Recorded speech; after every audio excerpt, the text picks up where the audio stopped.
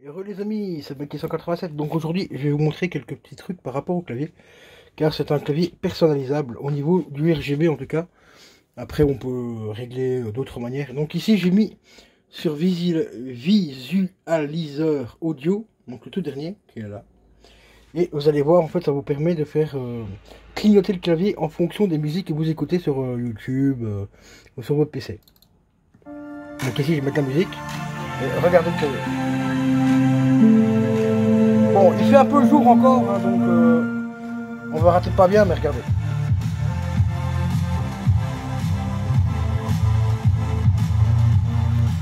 Voilà, c'est juste une dinguerie.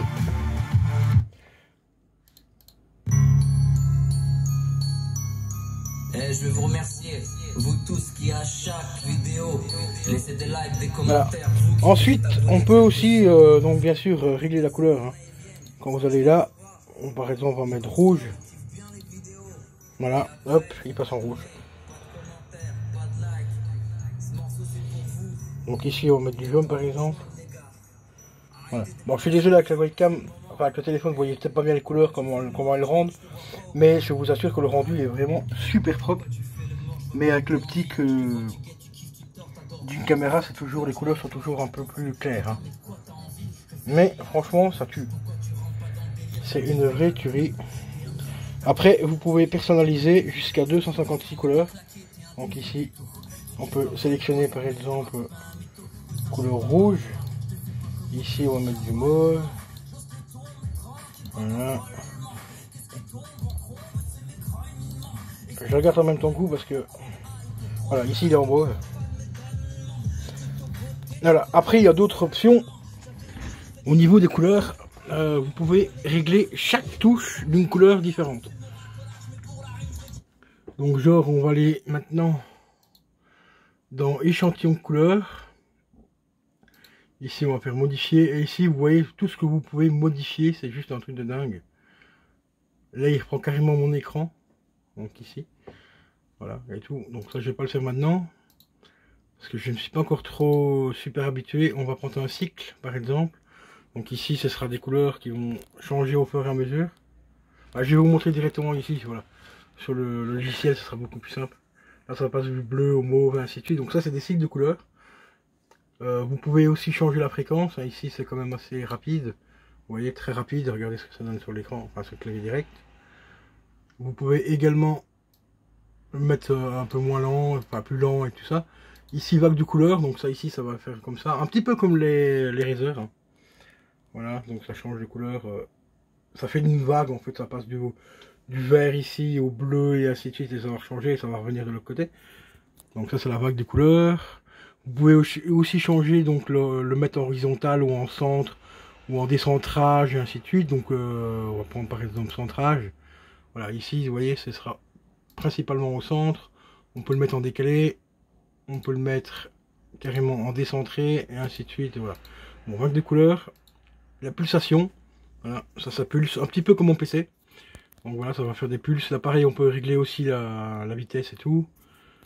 Oh, franchement, il y a pas mal de petites options par rapport à ça, c'est assez cool. Échantillon de couleurs, donc ici, ben, ça va sélectionner des échantillons de couleurs, et ainsi de suite, et visual audio. Bon, pour l'instant, je vais le mettre en fixe. Et on va aller voir un petit peu dans le freestyle ici, donc par défaut.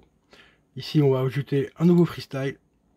Après, vous prenez pincée de couleurs, donc je vais prendre par exemple rouge.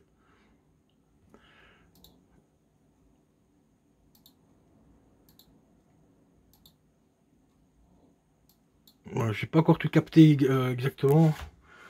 Comment faire pour personnaliser ça? Je suis en train justement de regarder un tuto. Parce que, bon, voilà quoi. Alors ici, vous pouvez personnaliser jusqu'à 6 zones. Vous voyez tout ça. Donc je suis en train de regarder le tuto et tout pour bien régler. Mais on peut bien sûr régler donc chaque touche d'une couleur différente. Je pense pas que je vais faire ça. Je verrai bien.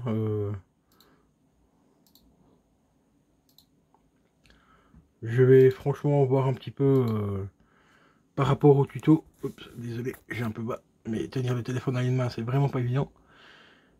Ce qui fait quand même un peu son poids. Ah, ici, vous avez aussi un mode jeu. Alors ça, c'est pas mal. Ça va tout simplement illuminer les touches que vous avez besoin pour utiliser le jeu. Donc, genre, tu vois, touche désactivée par défaut. Donc il y aura le Windows qui sera désactivé, ainsi que la touche juste ici, donc correspond à celle-ci. Voilà, et celle-ci. Et ça, c'est un mode jeu, bah, ça désactive automatiquement les touches Windows. Ici, vous pouvez sélectionner aussi les touches que vous voulez utiliser et tout. Enfin bref, c'est quand même pas mal. De ce côté-là, franchement, alors ici, bah, il vous explique un petit peu les raccourcis clavier, tout ça. Vous avez donc les touches ici, vous pouvez mapper vos propres touches, les actions, et ainsi de suite, quoi, voilà. Donc par exemple, si je veux lancer OBS, bah, je peux programmer directement OBS.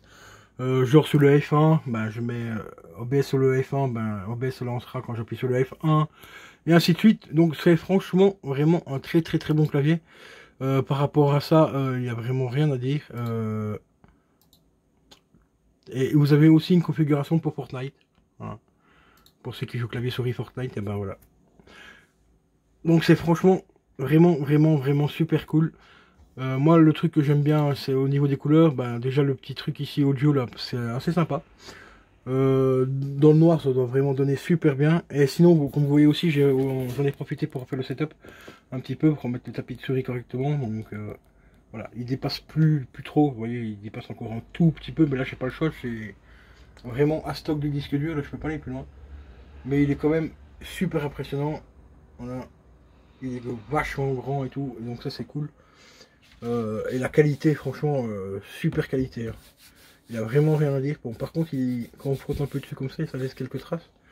Donc il faudra le nettoyer assez régulièrement. C'est le petit bémol par rapport à ça.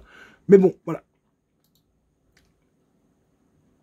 Voilà, concernant le clavier et le tapis de souris, ben franchement, pas déçu. La souris, je commence à m'y faire un petit peu. Il faut vraiment le temps, parce qu'une grosse souris comme ça faisait longtemps que je ne l'avais pas utilisé. Donc il faut vraiment que je reprenne le temps de m'y habituer. Pareil pour le clavier, comme vous voyez, il est vachement plus petit que l'autre. Il est très compact. Je sais pas si on le verra bien à la cam, mais il est vraiment très compact. Donc il n'y a déjà pas les macros ici sur le côté, donc ça fait déjà 2-3 cm de clavier en moins. Mais malgré qu'il a le pavé, le pad numérique et tout, que j'ai également sur mon autre clavier, eh ben il est ultra compact et franchement ce serait vraiment bien. Ça laisse pas mal de place pour la souris, comme vous le voyez, j'ai vraiment assez de place pour bouger la souris comme je veux et tout, c'est franchement top. Donc voilà quoi. Donc petite vidéo comme ça, vraiment à l'arrache, pour vous montrer un petit peu les options du clavier et tout. Et très bon clavier. Et ici vous voyez, là j'ai mis en lumière fixe, bleu ciel, j'aime bien, assez bien. Mais j'ai essayé de voir un petit peu en rouge pour avoir un rappel du ruban LED ici. Et d'ailleurs qu'il faut que je recolle encore, parce que je l'ai recollé tout à l'heure. Et vous voyez, ça se décolle tout le temps, c'est chiant. Mais bon, voilà, c'est comme ça. C'est des petits rubans LED à 10 balles hein, qu'on trouve sur internet. Donc voilà quoi. Bon, moi les gars, je vous dis à la prochaine. Allez, ciao.